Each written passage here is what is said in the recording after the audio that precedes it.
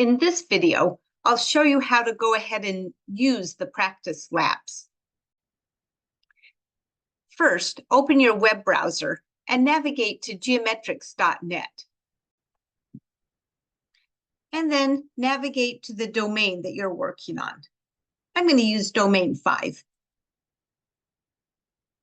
And if you expand your lesson, you can,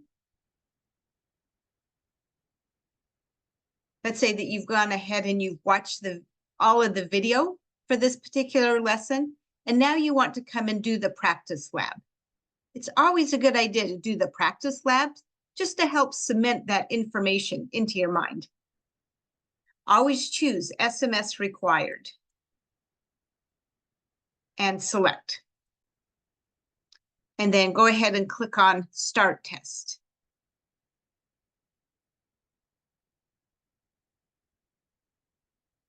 And you can see it goes ahead and it starts to set up the environment. The first thing it'll ask you to do is to download test resources. These are the files that Geometrics will use in your assessment. If by chance it's not able to download the files, I'll show you in Geometrics where you can find those files, and you can always download them yourself. Now you'll see, similar to the practice tests, we have our Excel spreadsheet, and then we also have our task area. It looks a little bit different, but it works basically the same way. I like to dock my taskbar along the bottom, so I'm going to start with changing that. If I go to these 3 little lines here and click on that, I can see I have some menu options. And this first one will show me, will allow me to dock the taskbar in a different spot. And I'm going to put it along the bottom. That way I have my full Excel spreadsheet available just to make sure that I can see all of the options easily. So as we've noted, you have your Excel sheet on top. This is your actual Excel that you have installed on your computer, which means that all of the lessons, all of the learning, all of the practice tests take place live in the app. It means you're using an actual version of Excel to do your work. This is much better than using just a simulated version. All right, so down here we have the tasks or the question, the activity that the assessment wants you to do. We can see right here, we are in task 1 of 2, which means this practice lab has 2 questions. It times it. I don't usually pay too much attention to that time.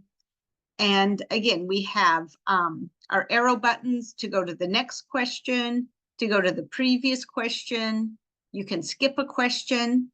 And now this is something that you'll see on the practice labs is show help.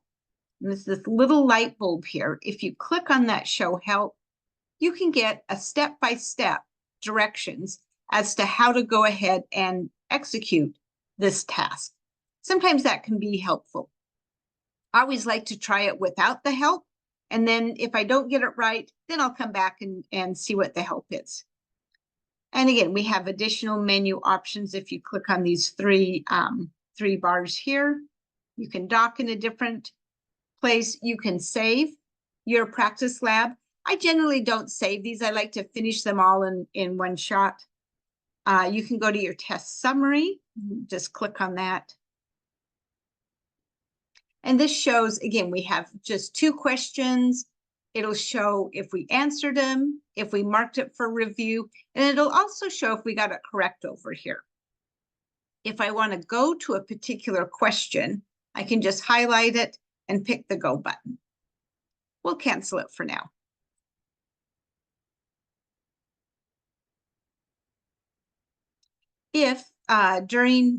If you're working on a particular question and things just get totally messed up and you're like, oh, I don't even know what I've been doing here, and you want to just reset it back to its original version, you can click this little button right here and it'll reset the question back to how it was first presented to you.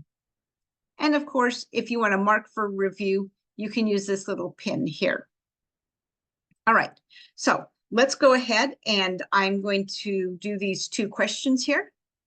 First one is change the pie chart to a 3D pie chart, apply layout 4, and then change the Y rotation. Okay, so I'll go ahead and do this assessment then.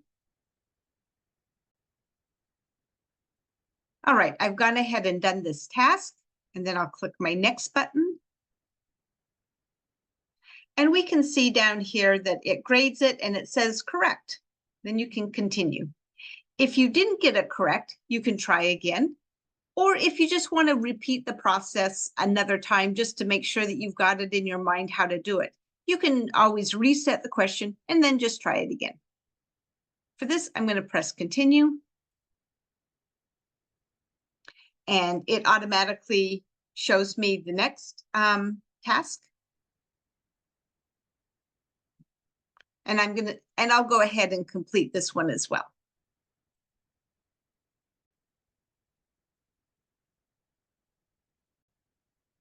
And I've completed this one. And then when you're on the last question, I find it's better if you just navigate to the next question and it'll automatically bring up your test summary. It says that I have it correct, and we'll continue. And you can see it went ahead and it brought up my summary here. At this point, I can go ahead and finish the test. If I had marked some for review, in fact, let's go ahead and do that. Let's see what that looks like. If I wasn't sure about this particular one, I could mark it for review. And then when I go to my test summary, it's this button right here. We can see it's marked for review right there. I can also go to any particular question I want. I can click on it and hit go, and it takes me back to any particular question. All right, let's go back to the test summary and we'll finish the test. Finish test. And yes, we're sure. And then you can see you get your score. You can go and watch the next video, do your next practice lab, take a post-assessment, etc.